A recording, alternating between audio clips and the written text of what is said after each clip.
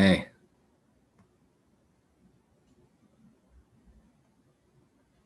Floating head of Kevin. Hey Dan, how's it going? I was totally not paying attention.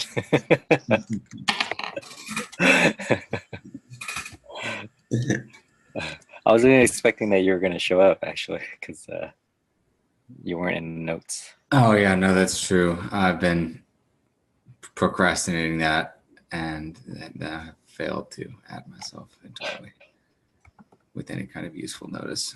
I was just navigating the back and forth between Rob and Jason here, trying to figure out what I'm supposed to do. Do you mean in Slack? Yeah. I think. Okay. Oh, no, is that it?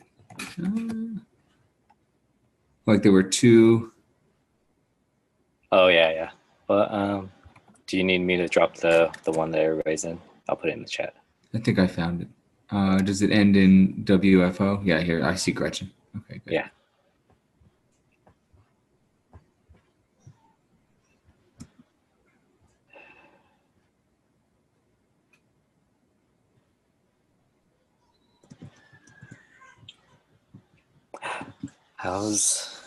What's Amelia? Is that her name? Yeah, that's right. She's doing good. Kelly went back to work, so we have a nanny here during part of the day now. And it must be helpful. It is. Glad that Kelly gets to work, and yeah, so just been getting into our new routine here, I guess, but it's been nice. Cool. Hey Rob. Hey guys. Hey, Jay. Jay's growing out that edgy beard.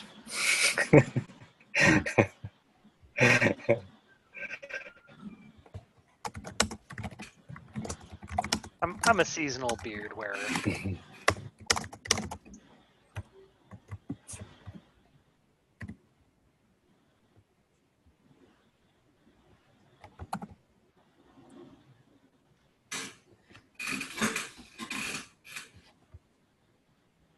Maybe I should try again, really lean into my paterfamilias vibe. Last time it didn't go great. I think Robbie had a beard for a little while too, right? Last year? I think that's right. Is that right? I don't remember. I'm just lazy about shaving. Bike rides and then I have long periods. It'll sneak up on you. Hey, Gretchen.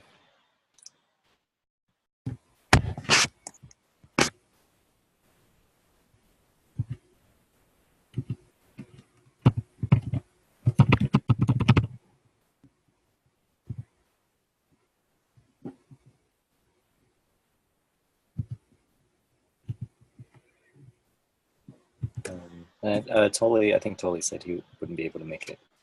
Yeah, I was just about to say, I think this is probably everybody we're expecting. So, well, shall we just go ahead and get started with analyst updates? Yeah, there are not many updates of consequence here. The new classification system that I can link again if that's helpful, working pretty well so far. Seems to be going well. And the only issue is the one that that Rob's already looked into with the Internet Archive date forwarding situation. And I would love to have a conversation later in the meeting about what the implications for running Scanner off of Internet Archive are with that. I don't know if it's a glitch or a design flaw or what it is, but yeah. Anyway, so that's all from analysts. Okay, well, so let's go ahead and jump into updates. I don't have a lot of positive forward motion to report since last week. We had a holiday, so I was home with kiddos at the start of the week, and then I got sort of caught up in a tool chain quagmire of my own.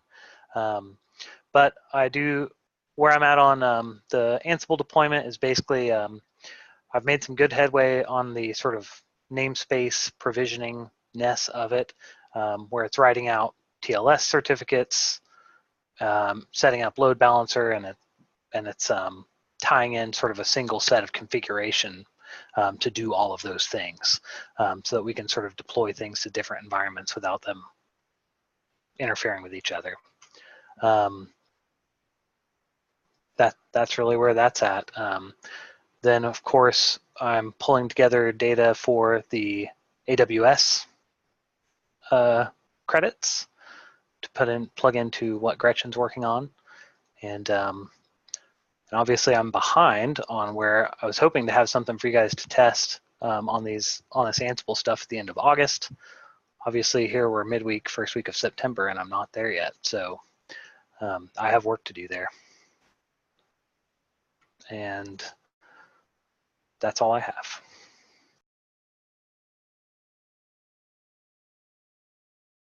Kevin?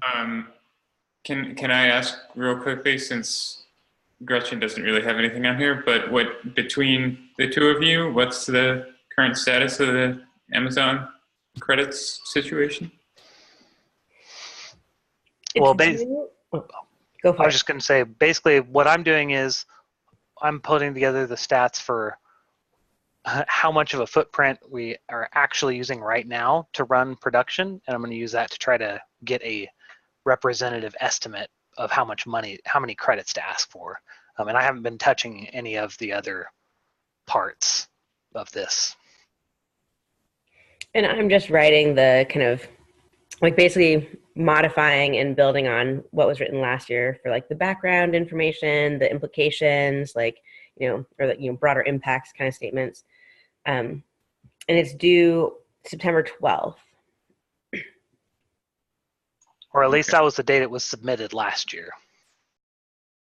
Have either of you talked with Jed or somebody under Jed, just to make sure we're all good? No. Okay. I mean, since we're coming up on what feels like it's probably a deadline, but we're also not 100% sure, we should probably do that. Yeah. Okay. Do you have his contact information? Not off the top of my head. I could look it up, but Nick would probably know better than me. Okay. Because like Nick's I out said, of the- he's led that out of the conversation. country for a little while. Okay. But I'm supposed to be talking with him about another project, so I can hopefully he'll get back in touch. Okay. If you can't get a hold of him pretty quickly, just message me to remind me to look that stuff up. Okay.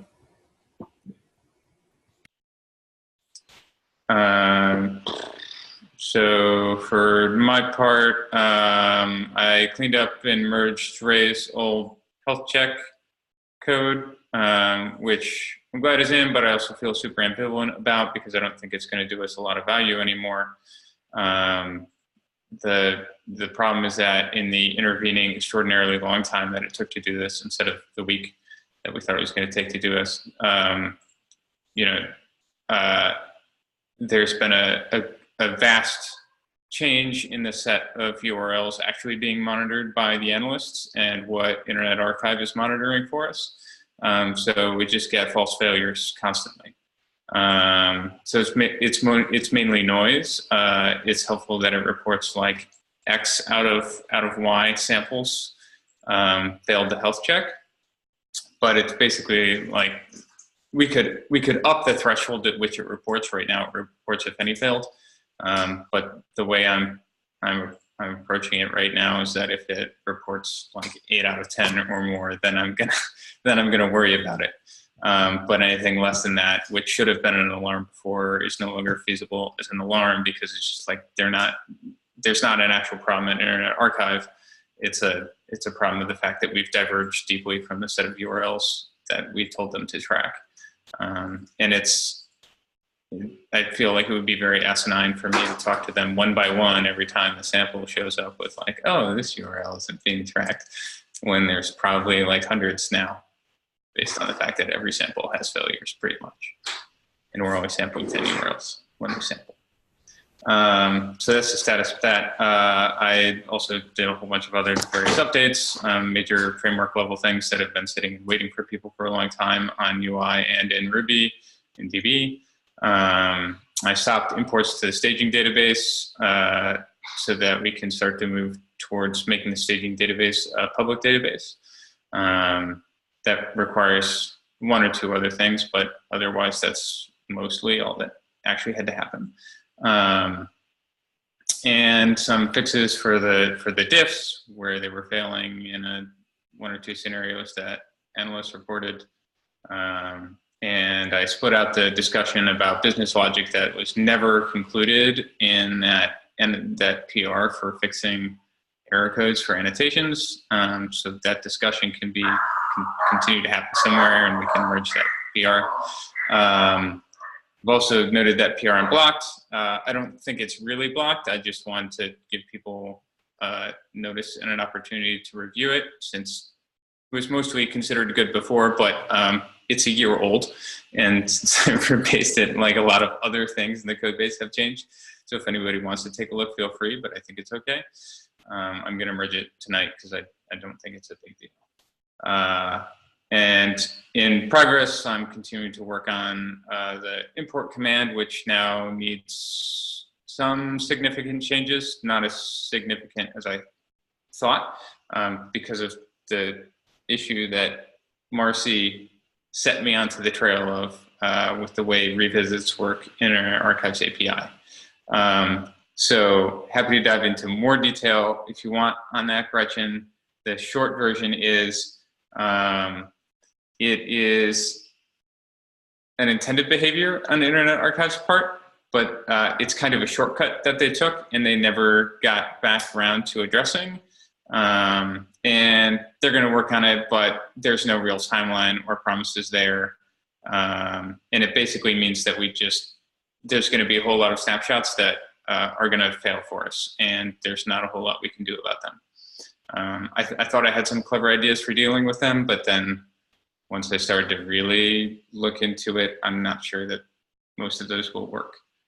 So the stuff that we have to do on our side is just make sure that we actually drop a snapshot that we can't get from Internet Archive, rather than accidentally perceiving that snapshot to be an entirely different snapshot, which is what we do right now, because we thought things were reliable in a way they aren't. And is it something that would be like the code on that page that makes it redirect is something that would be like detectable by a scanner, so it would know if that was happening and know to drop it? Yes. So that's it. So basically, like the slightly more technical version on scanner side is that there's two APIs we use from Internet Archive. One is CDX, which allows us to say like, oh, what are all the snapshots you have for this URL or this domain or this URL pattern or whatever in between this time frame. And it'll give you back like a little tiny bit of metadata about each of those. So we can say like, okay, what are all the snapshots you made of EPA in the last day or the last 3 days or whatever. And then we know a little bit about like what the status code associated with that was and what the type of that request was. So it's like an HTML file or PDF or whatever. And then a hash, which lets us make sure that when we request the content, we did actually get what Internet Archive thinks they stored. And then what we currently do is we assumed that if something comes back listed in that API, we can then ask the Memento API, which is the main thing we were asking Internet Archive, like give me the content from this time for this page. We could blindly just ask Internet Archive for that piece of content that was listed in this CDX API, in that we would get a valid response. But it turns out that is a very incorrect assumption, and there are a wide range of scenarios in which content that Internet Archive has scraped, it will not play back in the Memento API. And when it fails to play back, it doesn't tell you that it failed to play back, it just redirects you to the nearest in time capture of the same page. The only time you get a failure is if there are no other captures at all. that can be played back.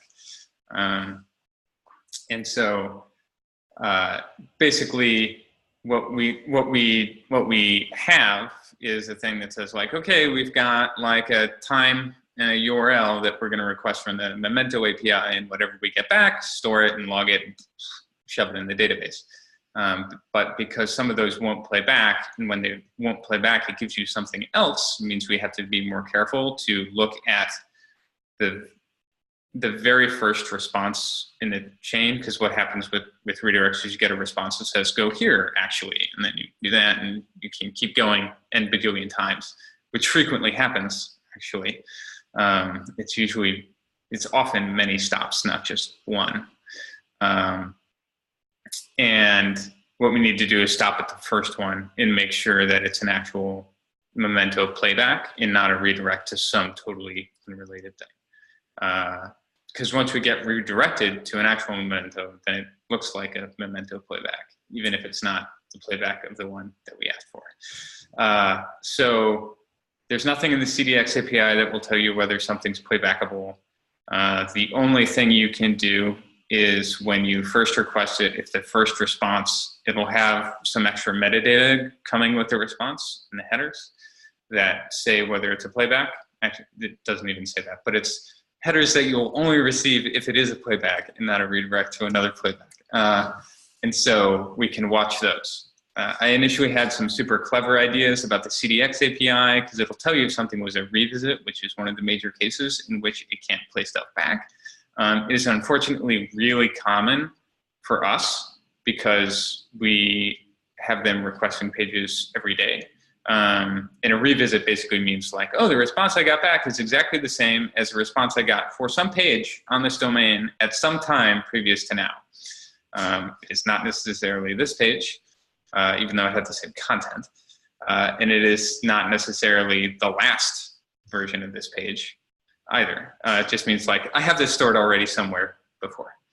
And sometimes a revisit will play back, and sometimes a revisit will not play back based on a variety of reasons, which you cannot determine from the outside. I initially had some clever ideas about like using the hash to go like figure out preemptively like what like secondary thing to look up associated with the playback or associated with the revisit might be if the revisit doesn't play back. But that actually doesn't work out because when it's a revisit, the CDX API doesn't tell you whether it was a redirect or not. And we can't use the response content as a meaningful way to match up the actual full response data if it was a redirect.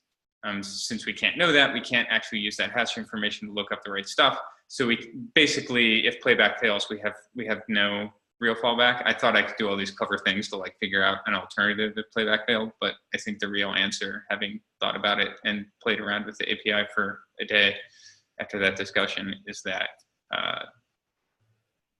there's nothing smarter we can do. We just have to say, if playback fails, we drop it.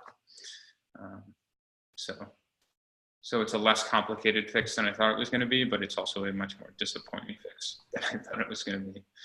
I'll see your heuristics and raise you some heuristics. Oh boy. Yeah. So did that make sense at least? Yeah, that makes a lot of sense. And I really appreciate you taking the time to explain it to me and going through all of the creative thought process and like, oh no. But I think that makes a ton of sense. And honestly, like, I think having like less data is not a bad thing. Yeah, I don't think, I mean, because I think what we said originally and what we've told IA folks, but they've been like, no, it's fine, is, you know, as long as we're getting a capture like once a week, we're good. I mean, ideally like once every 3 days or so, like twice a week, but you know, every day is beautiful. So if we can't capture every day because of this, that's probably okay.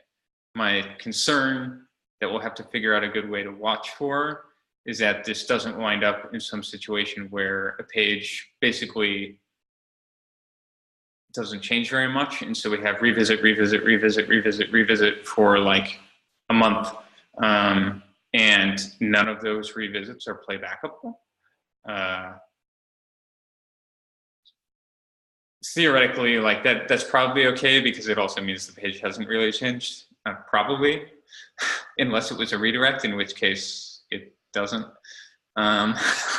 So yeah, so it could be a problem in that case. So we'll have to figure out how to watch for that. But otherwise, I think it won't be too big a deal. You're right. So moving on, like up next is I'm continuing work on that. Going to try and get that done this week since it seems more clear, and finally get around to other frameworky upgrades for Rails for the DB, and then add an authorization system to the DB so that we can do the public staging. Because even with public staging, I don't think we want public imports. So we need an authorization system for that. And then I did some cleanup of Pat's old unfinished PRs, and there's still a bunch more to do. So try and get those done. So that's me. That's my extraordinarily long update, sorry. Thanks, Rob. That's amazing. Progress is good. You're making it. Kevin? Mine's very short. So there was that code of conduct PR from way back when, and then Don gave me the thumbs up, so I merged it in. So that was just for the top level. There was like a umbrella issue that was like going in, putting them into each repo. So the question I had was, should I just like create PRs and self-merge them, because it would just be copying and pasting what I did in the top level. They all like have the same like README and contributing structure. So if that's, so I don't have to like ping anybody, I can just like create those PRs and just self-merge them unless somebody has an objection. No, I think that seems reasonable. We have the same code of conduct everywhere, so. Yeah. And then the READMEs are copied from, so it's just be copying all the same thing into the same places. So yeah. And then up next, I was able to review Rob's framework update, which was great. And then I went in and saw closed some old pull requests, and I saw one that was a work in progress. That was from way back like April or something. So I was thinking it was creating a settings panel, and then the first option in the settings panel was this date filter, because when we were thinking of moving over to IA to do all the imports, we wanted like this cutoff, so we weren't getting like imports from like the beginning of time. So there was this artificial cutoff of November 1st, 2016. And then we were thinking that could be a setting where people, if they wanted something slightly older, they could, change that filter to a different date to pull back more records. And that was a work in progress PR. I don't know if that's useful. I think it might be useful just because it's like a very small change, and it would help me get used to the code base again, since I hadn't like worked on the UI repo or committed anything in like months. But so we could have, I was thinking of creating the settings panel using just like the same modal control we use for the login, instead of trying to find something new. And then there was this whole creating this layered local storage type of way to store that data. And I thought that would be a good reusable function, because we were thinking using layered local storage session storage for different things. So I can work on that, if that makes sense. Any thoughts? That seems like a reasonable way to jump back in. Yeah. It's nothing earth shattering. Don't spend time on it though if you've got other stuff to be doing, because this is, you have like an actual job to do it. Yeah. It's not this. Yeah. So thank you, but also like don't let that take away from your actual job.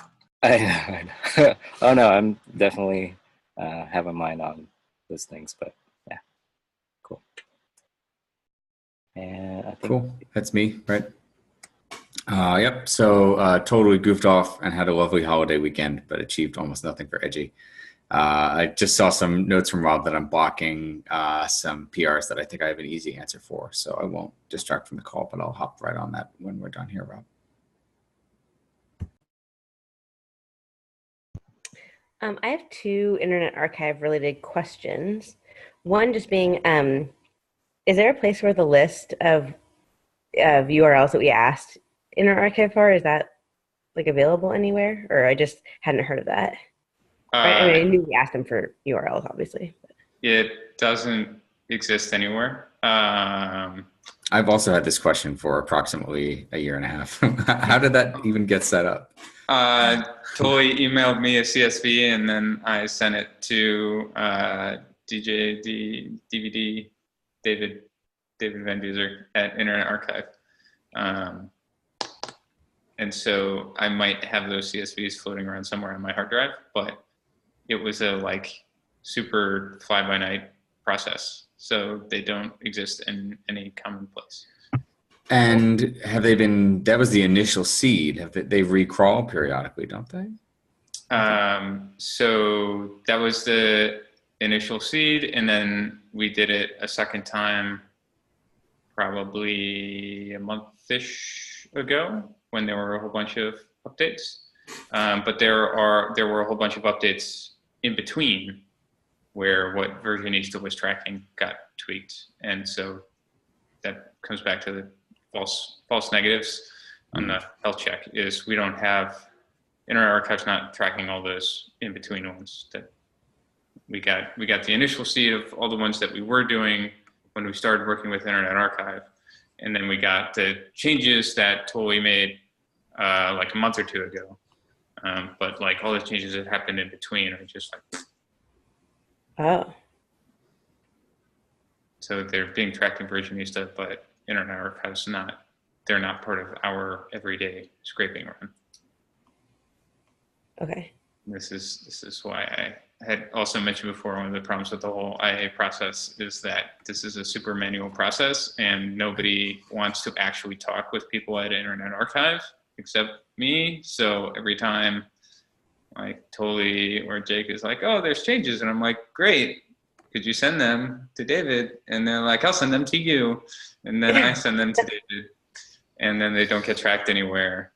And you have these questions, nobody knows. And it's probably ones that got missed because it's totally manual. Okay.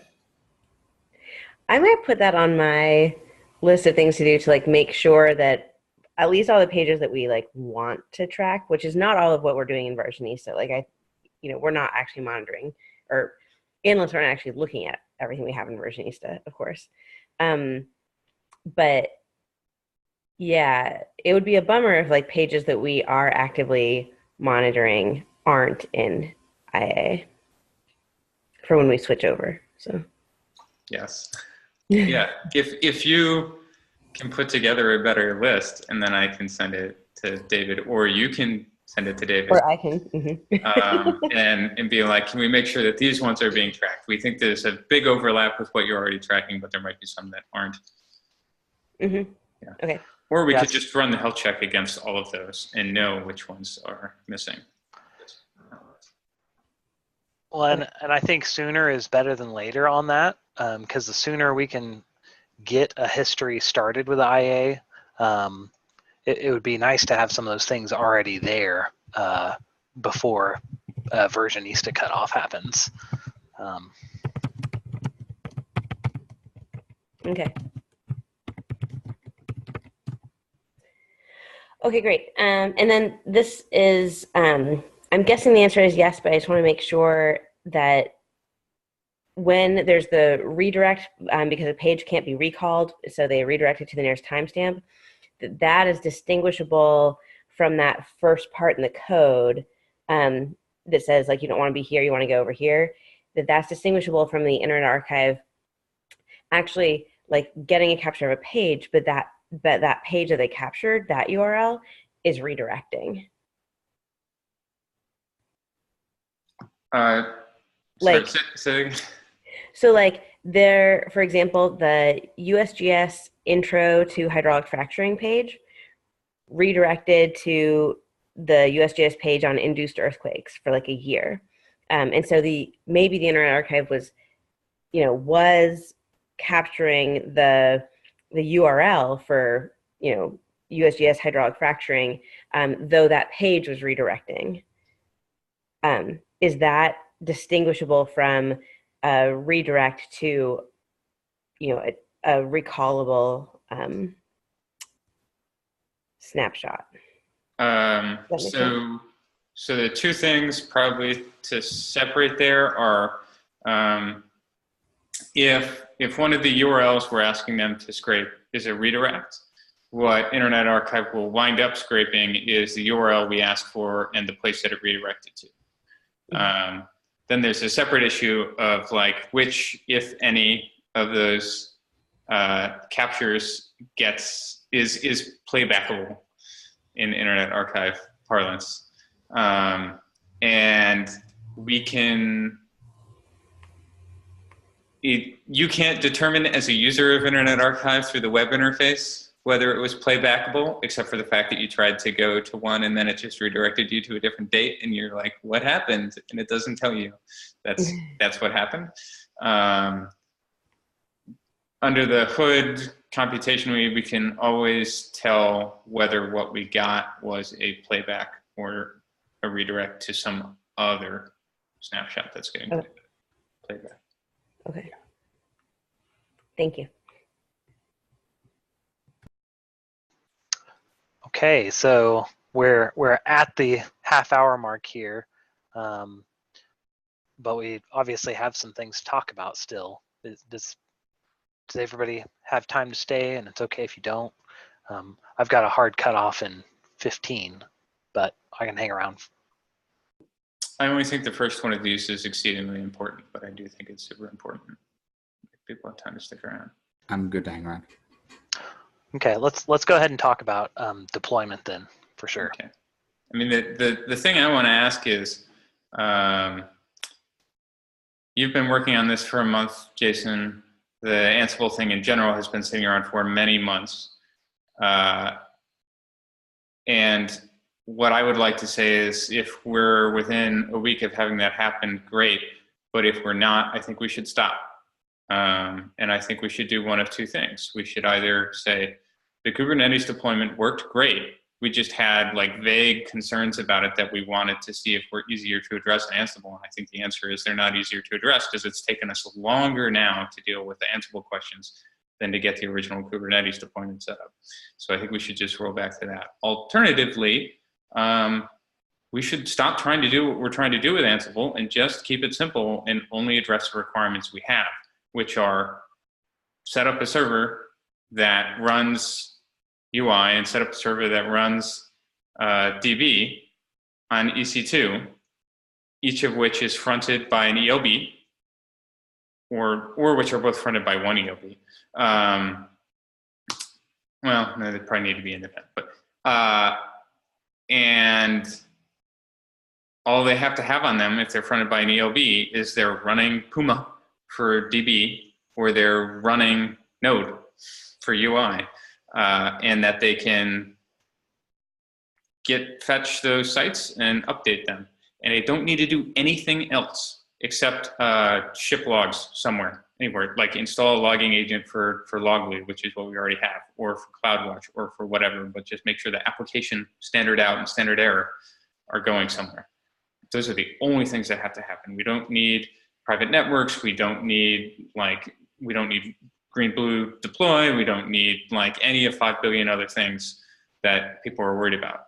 Like we just have to, the only goal here was to make it at least, at worst, say 4 times harder to deploy to Amazon as it was to deploy to Heroku, but to make it possible for somebody other than me to do it, right? Because that was the concern. Otherwise, we would have moved to Amazon long ago. And at this point, we've had the differ has always been running on Amazon, but everything else has been sitting for a year waiting for this question to get answered, and that's ridiculous. So I think if we're not a week away from having it done, I think we need to change course and either be dumber with what we're trying to achieve with Ansible or just say Kubernetes worked great and that's what we're doing. I think that's a very reasonable place to be. I think based on what you've just said about what our real actual requirements are, I think we could be there next week. So maybe I just need to be a little bit less scared to just start firing this thing off. Because right now we're actually going a little bit past that already.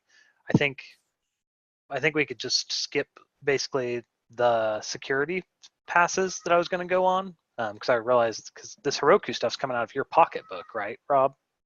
Yeah, but I'm not concerned. I mean, it'd be nice if it wasn't, but I'm not concerned about that part of it. I mean, but also, if we have the credits and we've got the deployment pretty much worked out, I mean, I hear what you're saying. It's about time to fish or cut bait on Ansible. I agree, and I've dumped more time into the Ansible deployment than I would have hoped. But at the same time, we pretty much the load balancer, the certs, that kind of AWS platform layer stuff is pretty much there, and we're already pretty much setting up all of the software on boxes too. So yeah, why don't we just how do we want to do this sort of like walk through and test out this deployment? I mean, do we want to do like a synchronous call where we sort of walk through and do a screen share and talk through it? Like, what's the best?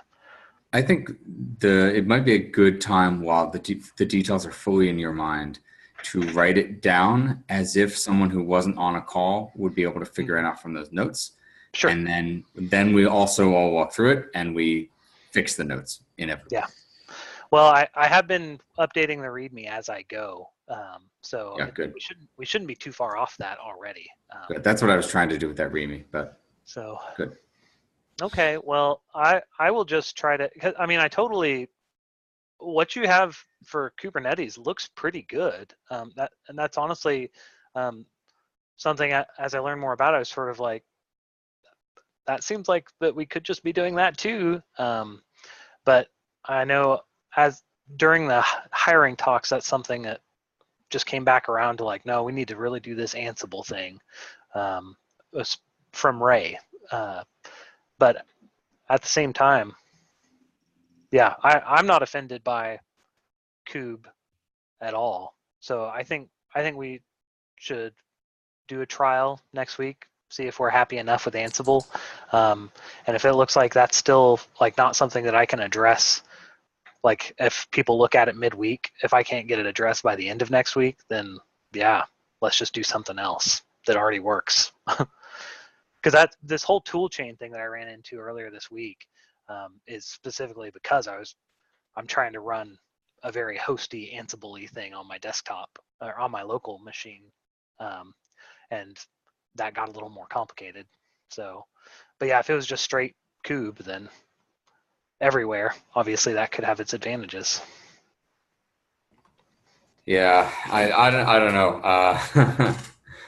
I think if we'd known how much harder it was going to be to squeeze this into Ansible, we probably would have stuck with Kube. At the same time, Ansible does have its advantages, and the work is almost done. If it could be done in a week, that's it's a cost we've already paid. Some thoughts that I've had, some information I've gotten since we went down this path. I talked to that guy, UV Panda, used to work at Wikimedia, now works for Jupyter, prompted the post I put up in web monitoring with sort of long shot thoughts about this, and specifically brought up Edgy.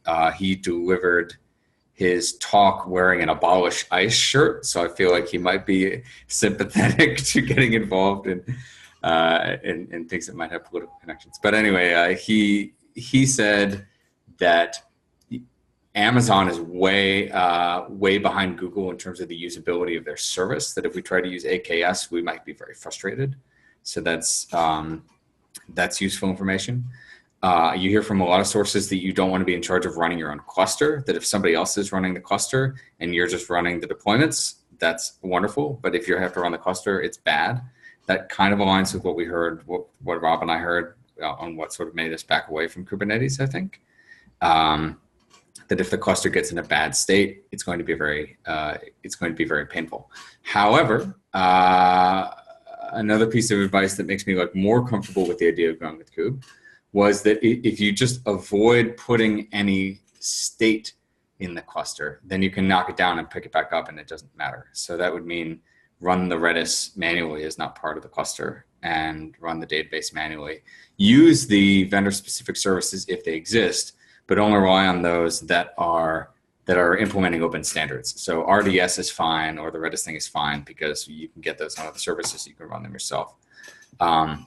So if we went down that path, then we're not running an app where uptime super matters. If the cluster gets in a bad state, we delete the cluster and we make a new cluster, and who cares? Yeah. So that, I mean, that very much aligns with my experience in doing like real production Kubernetes is via OpenShift. Like, so kind of the same thing. It's like you've got this platform as a service layer, and it's taking care of the stuff. Like, you've basically just deployed some junk to Metal, and you've got something running an OpenShift management layer on top of that. And then exactly, you do RDS or an object store for your files, that kind of stuff for all of your persistent state. And it's true. So just looking at because I track my time, thus far, I've dumped 67 hours into this Ansible thing since I started. I mean, it's absolutely true. I think we could have deployed OpenShift to EC2 and just been pulling in our built images already, probably on that time investment. But again, at the same time, we're really close now to Ansible. So yeah, let's do. I'll just try to wrap this up quick and have something for you guys to look at. If not by Friday, then early next week. And let's bail on it if you don't think it's good. Okay. I mean, in regards to sunk time and cost, we'd also have sunk the time and cost on Kubernetes too. Yeah. I mean, can we be clear about like what are the advantages we're concerned about of one versus the other? Like, I feel like the only advantage we were super concerned about with Ansible is we feel like we're not worried about the like cluster gets in a bad state problem. And it sounds like we can sort of not worry about that problem by saying we're not going to put the database and the Redis cache in the cluster, which is totally fine, right? Because we can use those services from Amazon, which we are. Yeah. Well, the other thing that wasn't quite done with Kubernetes was the logging capture and the monitoring stuff, right? And I put up Prometheus and Grafana, and I think, Rob, you took a look at that and said, this feels overbuilt. I'm not sure this is what we want. And we never really resolved that. I mean, I don't feel like I took a great look at it, other than to say like, whoa, feels like we just added like a giant pile of complexity. I see. And if it works great, then I'm totally fine with it. Like, my only concern in that department is to do the worst thing possible, which is that somewhere standard out and standard error for all the applications are feeding into some aggregated service so that we can see them all and search them all. Right. So that when a problem occurs, we still have that. Those are way the hell less useful than like fancy Grafana metrics and other stuff, which would be lovely to have. But like just having the log, like the logs are still like a critical baseline. Like if something's going wrong, like what is the application pooping out the back end of like, oh, here are the like actual error codes I'm encountering, as opposed to the like nice like thing that we send to a user that's security conscious and doesn't expose all that info.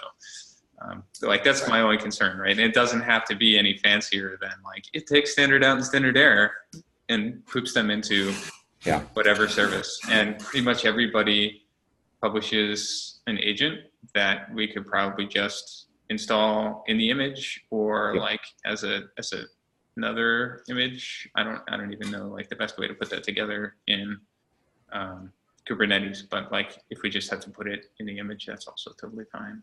We looked at a couple ways to do it, and it's usually like how the services want to integrate, and it's usually you put something in the image. Okay. Yeah. I wanted to surface another thing. Another reason that we thought we were sort of breaking the tie between Ansible and Kubernetes was that we had Francis for a while, who seemed like he had bandwidth and interest. And that would have aligned with when Ray was doing the hiring process, Jason. That still seemed like it was in the cards. So that was like, okay, Ansible, that's it. He's going to make us a beautiful virtual private network, and that'll be done. And he's just vanished into the wind, which, everyone's a volunteer. That's understandable. But that has changed the calculus a little bit as well. Well, I've definitely not looked at the Kube stuff nearly as closely as the Ansible stuff, just because I've not been trying to make the Kube stuff. I've not been trying to finish that. I'd need to spend a little bit of time shifting gears if that's what we want to do. I guess,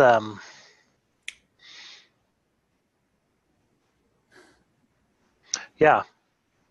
I mean, does this sound reasonable just for me to kind of put a bow on what I've been doing and then just say, let's look at this and see if it's any good and just bail?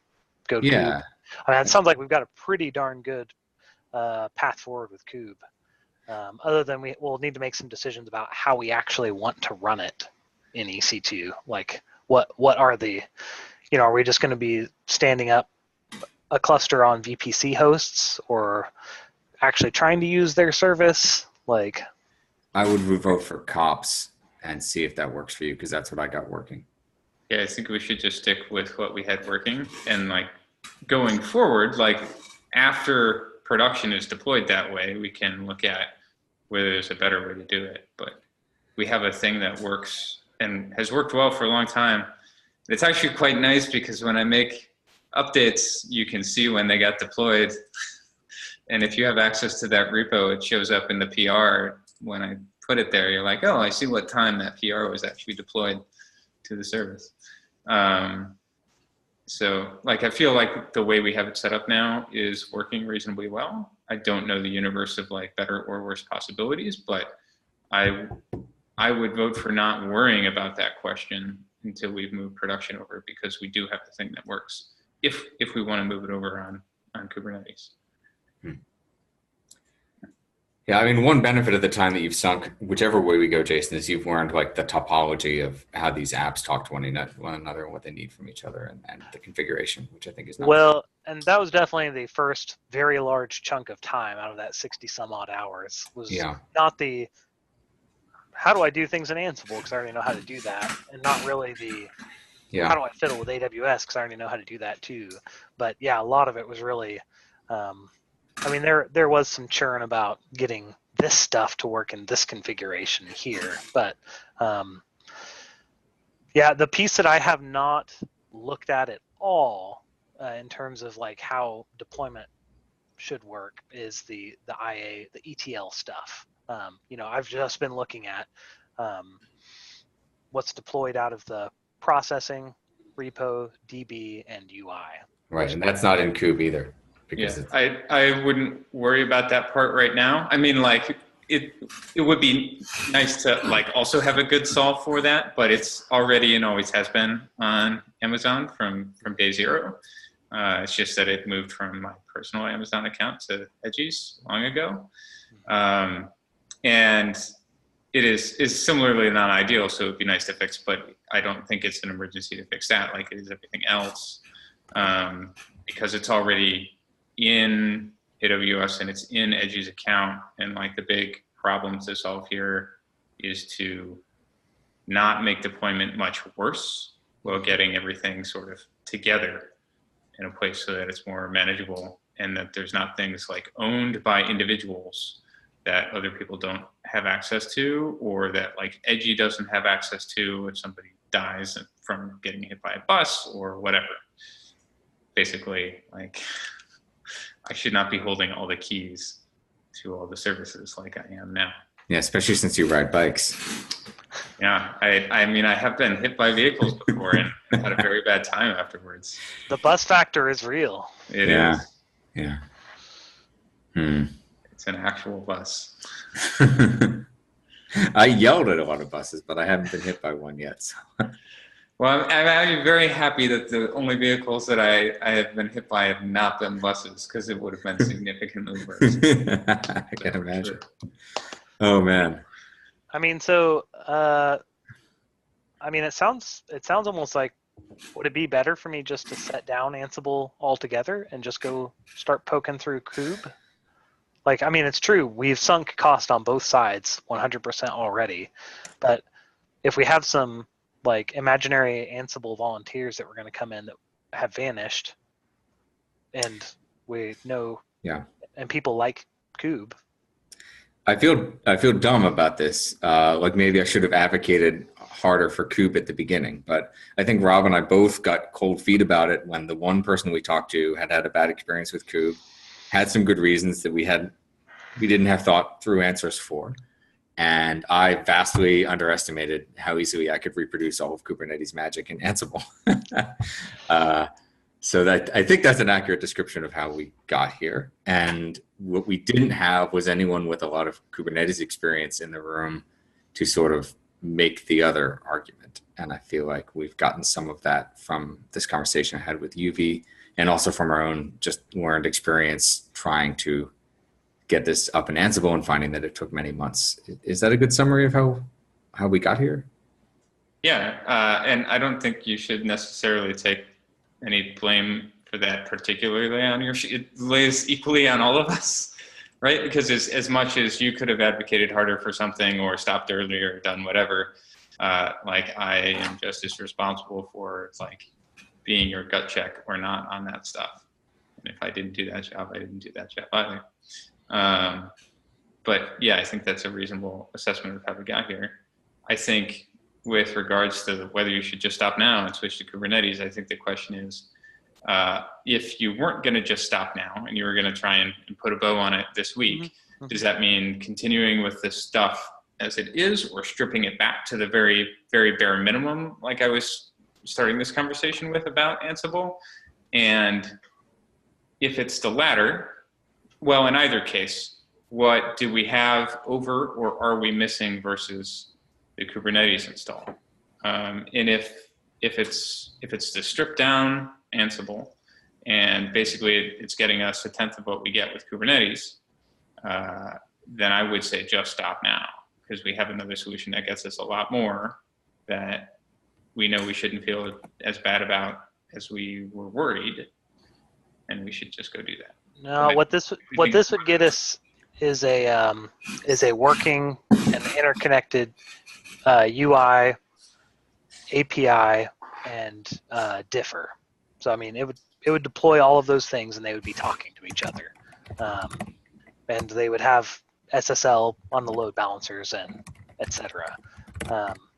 So I mean, it's, you know, and then have a system that you could shell into to do other things with, like, you know, if you wanted to shell in to do your Rails administration, for instance, you could totally do that. So I mean, it would be pretty much fully functional, but again, excluding all the ETL stuff. Right. We're not worried about that in either scenario. Okay. I mean, do you feel confident that that would be in a state in which you think, like, barring anybody else thinks something that we're big problem, like you could flip the switch on and turn off all the Heroku stuff next Friday? Yeah. The only question would be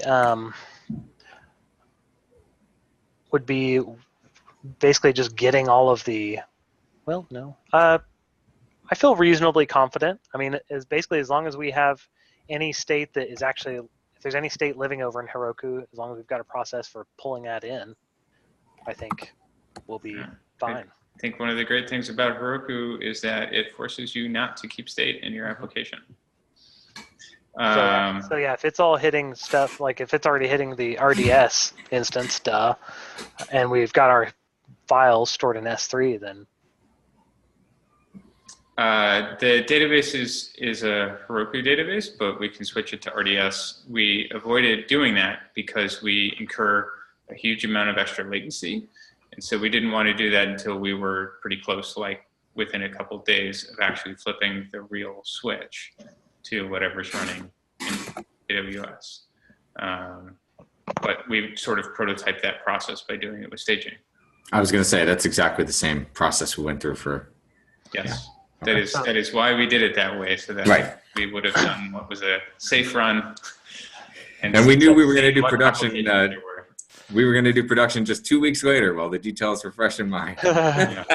So, but that's what I'm talking about when I'm saying migrating state. I don't have that Yeah. punch list, and I don't know if we're going to do it with downtime and just do a dump and Yes. a pull, or a hot replication. Yeah, a dump With and pull downtime, is way easier. Yeah, Way we just easier. notified the analysts and Yeah. did it. Yeah, it's way easier. We can do it in the middle of the night, and it is a small database. It's bigger now, but it's still not big. I think probably we're still talking less than, say, 1.5 gigabytes. So it's small. I mean, probably less than a gigabyte. Since, 7 or 8 months ago, it was like 400 megabytes. So it's tiny. And that's easy to, you can do the dump and the load in 15 minutes. And so doing all the ceremony around that you can do within an hour, and maybe not even miss one run of BTL. Well, so what would be useful? Well, yeah, then I think it would be worth me going ahead and putting a bow on this Ansible thing, and then what if we tried redeploying here to a fresh environment next week in AWS and see if everybody's happy with it. I mean, I don't know a better way to see if that's workable than to try it. So. Okay. That seems fine. And if we're not there by this time next week, then we're done with that. And it's not even a question anymore of whether we're doing that or Kubernetes. Right. Yes. Yes. I'm definitely not a big fan of hand wringing. So I would rather just be going a workable direction one way or the other. So. Okay. Okay. So, and I should have creds for that. If I want to do go ahead and dump out that production Postgres database, I should have the creds to do that. I believe, ? So. Yeah. Okay. I can also do that part too, since I'm the one who did it before, so it'll be straightforward for me. Okay. Okay. Well, guys, I got to run. I'm actually a little bit over what was my stop, but this was super useful for me to hear from you guys. So. Okay. Cool. Good to see you. Thanks for driving this. Bye. All right. Thanks, See you all everyone. next week.